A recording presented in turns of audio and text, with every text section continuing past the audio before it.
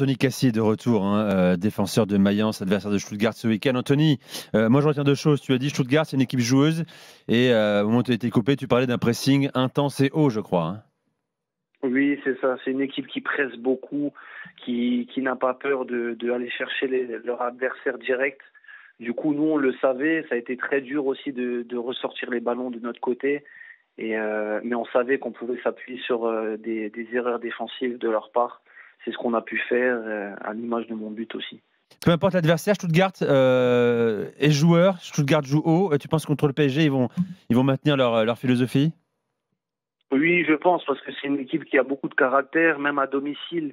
Ils vont montrer devant leurs fans, devant leur club. C'est un match très important pour eux. Je pense qu'il y aura une ambiance exceptionnelle au stade. Donc, je pense pas qu'ils vont changer leur jeu. Ils vont faire ce qu'ils savent de mieux faire sur le terrain, c'est ressortir les ballons de derrière, aller chercher haut. Je pense ils vont jouer comme ça. Félix. Salut Anthony, c'est un plaisir de te réentendre après les années strasbourgeoises. Pour ceux qui te connaissent un peu moins bien, tu évolues peu ou prou au poste d'Achraf Hakimi, qui est un secteur et un poste très important au Paris Saint-Germain. Donc tu as été buteur face à Stuttgart. Comment évolue cette équipe dans sa gestion de la défense, notamment sur les côtés? En clair, est-ce que Paris, et on sait que sur les côtés c'est très important, va avoir de la place, ou est-ce que c'est l'une des forces justement de Stuttgart?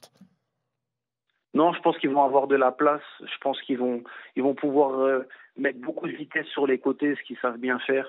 Et je pense que ça peut vite déséquilibrer une équipe comme Stuttgart sur les côtés. C'est une équipe, comme je l'ai dit juste avant, très joueuse, mais je pense qu'il manque un peu de vitesse par rapport à une équipe comme le PSG. Donc je pense que le PSG doit s'appuyer sur leur vitesse. Si tu dois sortir un joueur du VOFB Stuttgart, Anthony, quel serait-il? Qui serait-il? Et pourquoi surtout?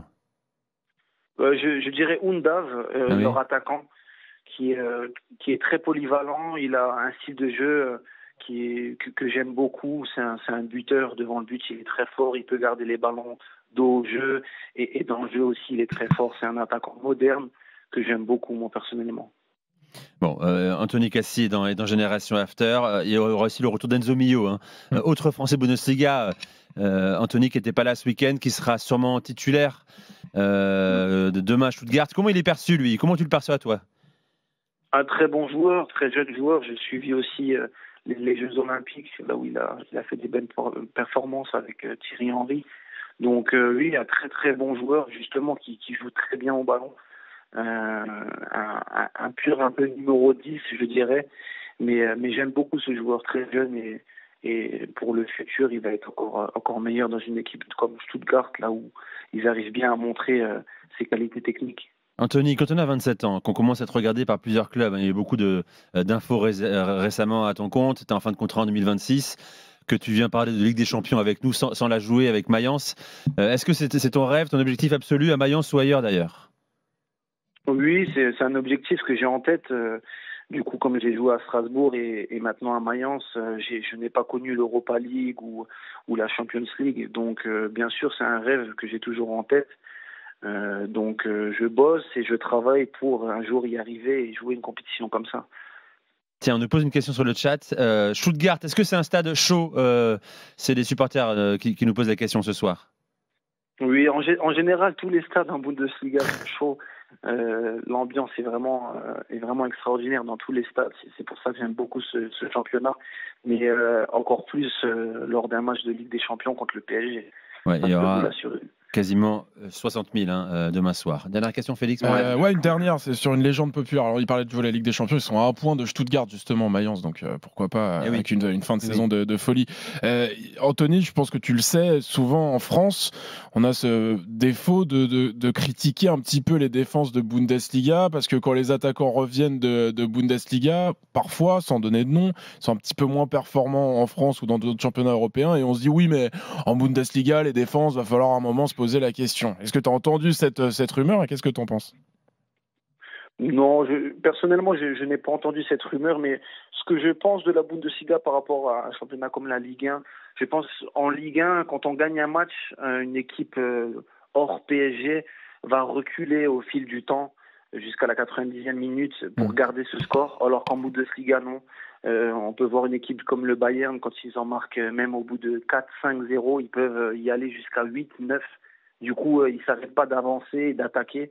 Et je pense que c'est ça qui peut expliquer aussi une erreur défensive ou des erreurs comme ça de la défense, parce qu'on pense qu'à attaquer, marquer le plus de buts possible. Et je pense que c'est un peu ça la différence entre la Ligue 1 et la Bundesliga. C'est on cherche pas à garder le score, on cherche à en mettre plus que l'adversaire. Du coup, c'est un peu ça qui explique aussi des bonnes performances des attaquants de Ligue 1 qui passent en Bundesliga, parce qu'il y a beaucoup d'espace et ils peuvent en profiter pour marquer beaucoup de buts. Anthony, c'est sympa comme ville Mayence, sur le plan personnel, là, tu te régales ou pas? Ça ressemble à quoi Mayence? Oui, ça va, c'est une bonne petite ville.